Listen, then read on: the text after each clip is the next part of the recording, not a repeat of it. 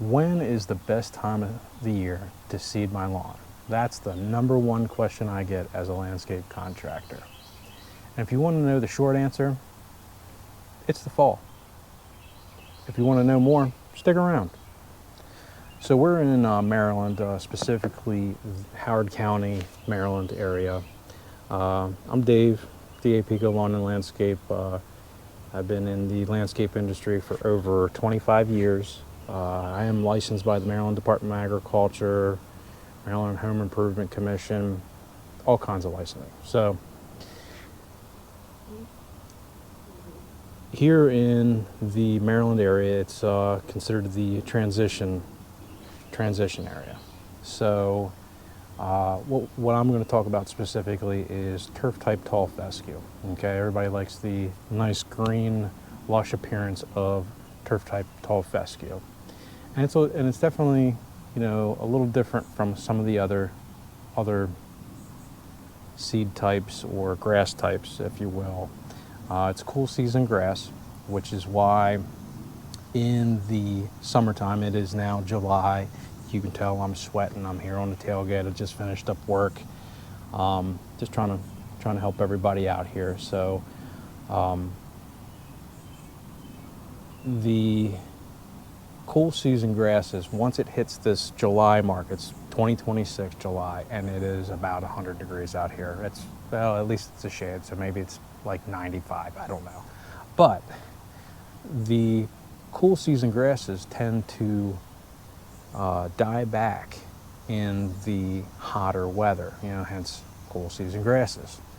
So then, you know, all your warm season stuff comes on, which in most lawns up here in the transition blend north, you know, northeast, whatever you want to say, you know, the cool season grasses tend to die back, and then that's when the warm season grasses kind of take over. So yeah, that's when you start seeing your crabgrass and your stilt grass and, you know, all that kind of good, nice, wonderful, weedy lawn stuff kind of starts coming to fruition. So, especially if you have bare patches and the lawn hasn't been really well maintained. So, if I was to offer other advice on that, cut it high. You know, cut your grass.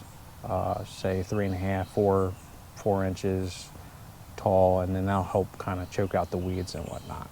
But as far as back to the seeding, fall, okay? And the reason being on that is if you treat your lawn for, say, crabgrass preventer, you know, I don't know, whatever you call it, you know, if you're a do-it-yourselfer, or if you hire somebody like me, you know, that comes out and takes care of it for you.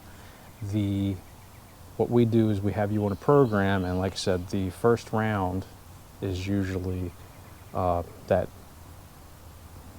people know it as crabgrass preventer. It's really pre-emergent, okay? So it basically prevents any kind of seeds from coming up. So that being said, if you try to seed in the spring and you're having your lawn treated, it's going to prevent your grass from growing as well. So that's why springtime is not optimal to seed. Another reason that springtime is not optimal to seed is that it ends up getting warmer, and the grass, you know, once it gets warmer, you know, it starts getting on this June, July period, that new grass gets like sunburned essentially. So that's another reason, you know. Another reason is that when you go for usually your second round, you know, or what have you, depending on your program and your provider, you know, we're out there and we're spraying. So we're going to spray for your broadleaf weeds, maybe some kind of grassy weeds as well. So I can't do that if we just seed it. So basically it's burnt up baby grass, or do the best we can and kind of have it patchy. So that's why, like I said, we like to wait till the fall, you know, to kind of get things going. So in the fall, when we do seed, basically in preparation for that, what I like to do is I like to kind of start working the magic, I guess, really in preparation would be, say, August.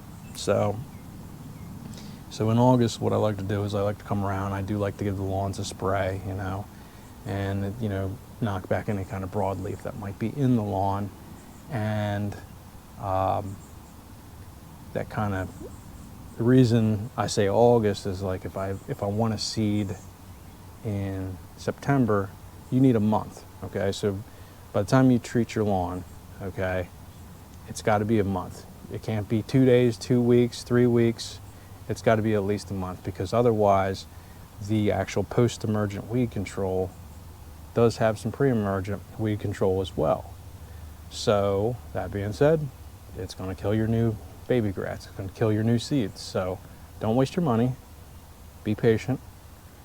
Wait a month after you spray. So again, what I do, I'll go out in August, spray, wait a month, then I come back, and then I like to do what's called core aeration and seeding.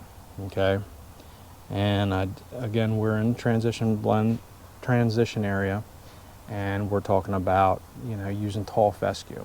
Okay, so I like turf type tall fescue, and we'll seed the lawn up in, like I said, a month after being treated.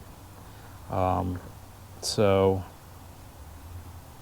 typically germination time, as long as the client is watering and doing everything that they're supposed to be doing on their side, it might be as soon as 2 weeks to see some kind of a germination.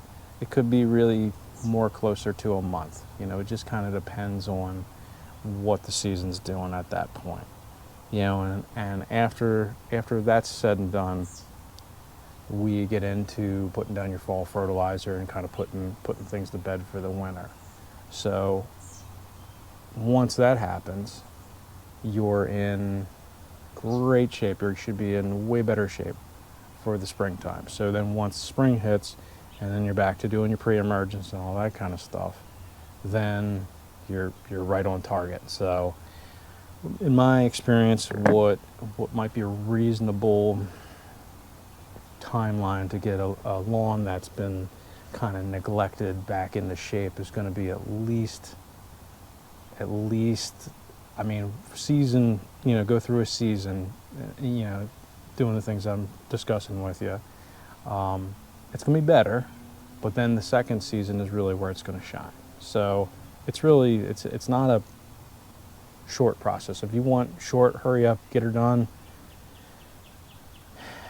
a whole nother process. So that's going to be along the lines of sodding the entire lawn. So, which, if that's your deal and that's what you want, hey, give me a holler. I'd be happy to help you out there as well. So anyway, look for some more information coming up. I know this was kind of short, crude, but long, all in the same. But that's down and dirty of it. As far as if you have any questions about, what kind of seed do I use, all that kind of stuff, that we can get into all kinds of other, all kinds of information. It's too much information to put in one video. But again, seed in the fall, that's the best time of year to seed. All right, catch you on the next one. Y'all have a good one. Thanks for watching.